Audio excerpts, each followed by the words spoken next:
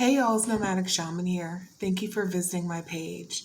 Today's video, I wanted to focus on always choosing yourself in any circumstance that you may find yourself in.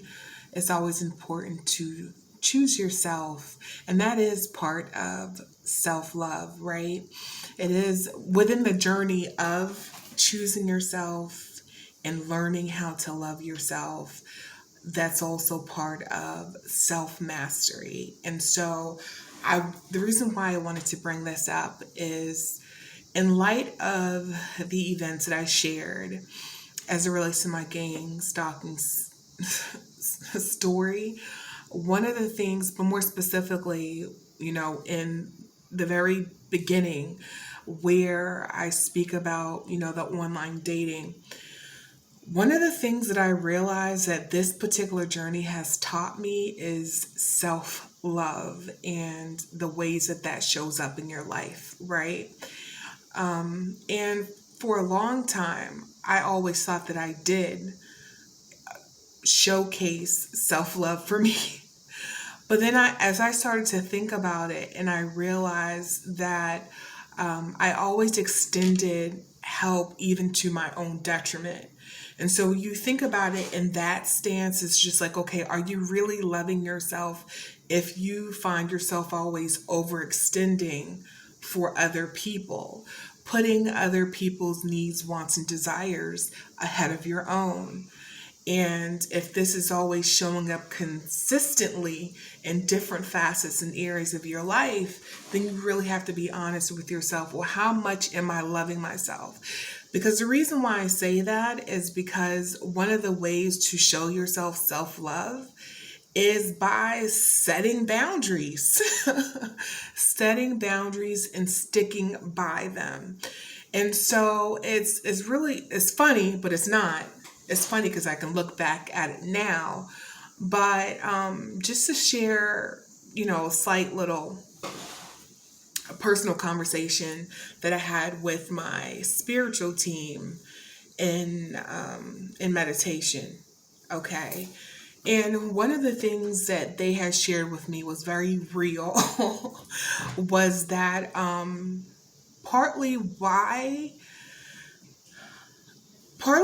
that I had undergone this gang stalking, experience. But really initially, the man that I met online initially that really just catapulted this, what is it? Catalytic, definitely catapulted my spiritual awakening was, Eddie from online dating. But one of the things that my spiritual team had shared with me was, had I not left when I did, I would have been a goner. Because over the course of my previous lives,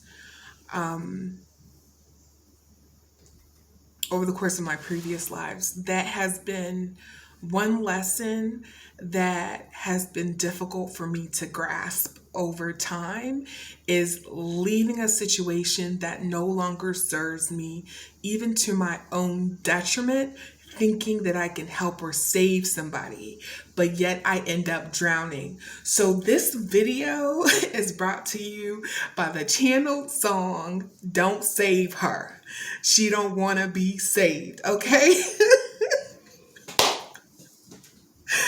Oh, my spiritual team just said that.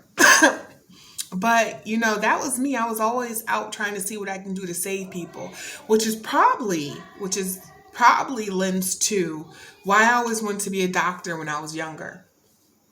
Okay. But more specifically, I always wanted to be a obstetrician, gynecologist, but that's neither here nor there. But it still stems from, wanting to help people, assist people, and to save people, right? And I managed to carry that out throughout my life, up until this point, through adulthood. And so I have had many experiences, relationships, partnerships that have managed to mirror that in front of me, in that me always choosing other people's happiness, their wants, desires, their wishes, and always making that a priority. Okay, so what it mirrors or reflects back to me is I don't demonstrate enough self-love in these areas. Like, it's I'm running on empty. Right? I'm running on empty. And so I'd rather, and this has been a whole learning process, but you know, keep my cup full and then everybody else gets the overflow of it. It's a lesson that, quite frankly, I'm always learning. I'm always learning.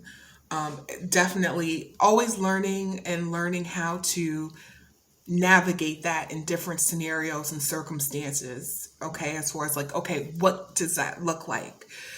So, the reason why I'm sharing that with you is because in the conversation with my spiritual team in meditation, they informed me that that was a sticking point. There were a lot of lessons that I had learned in previous lifetimes through different interactions, but the one lesson that I just couldn't grasp was staying in a situation that no longer served me, even if that meant my physical detriment and sending me to the upper room. Okay. And so one of the things that they were sharing with me was how they were proud of me, because I got it. I got it. I got it in this lifetime. um, Having experienced different relationships, like I'm a head out. If it no longer serves me, peace out. Okay. And then I detach from it on what I would perceive as a loss. Because it's always a gain when you put yourself first. Okay.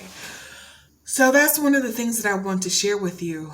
My guides were telling me, yeah, had you stayed in that situation, then things would have happened the same as they have happened previously.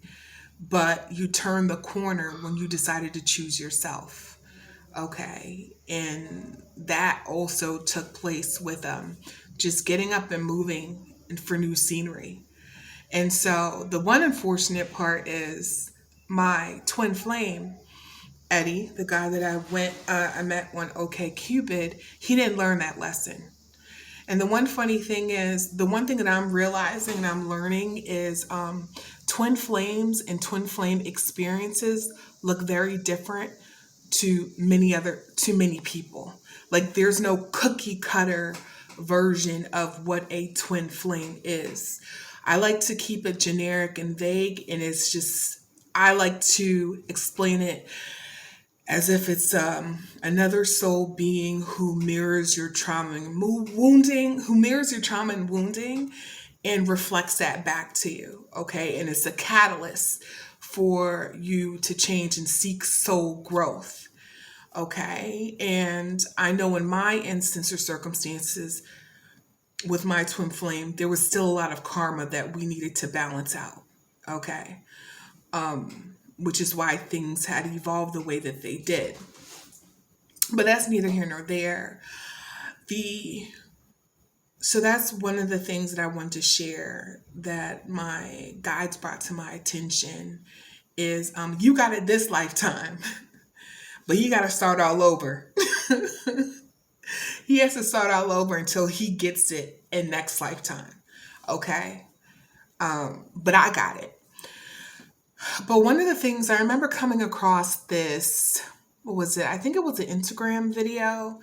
And I don't remember verbatim how the woman articulated it. But what I am going to share is just like a brief synopsis, right? In that there's, as far as like how we show up in our lives, and how others are mirrors of ourselves, and how, and what we're to learn or to gain from those experiences is let's say if we use like a relationship, and that relationship basically mirrors to us, are we going to be lenient with our standards, or are we going to be honest with our standards and stand on it no matter what, even though it doesn't produce the results that we want, at least not immediately, right? Even if that means you have to be single longer than you would desire in order for you to meet a partner that is in alignment with you as it relates to your standards. Okay.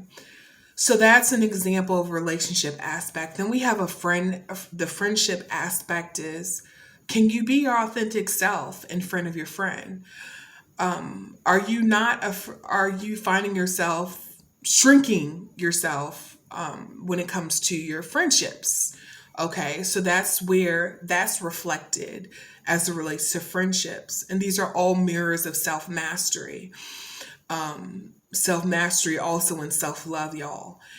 So then the other aspect, if we look at it for work, the work component, whether it's business or career wise, we're looking at it from the standpoint, are we comfortable here?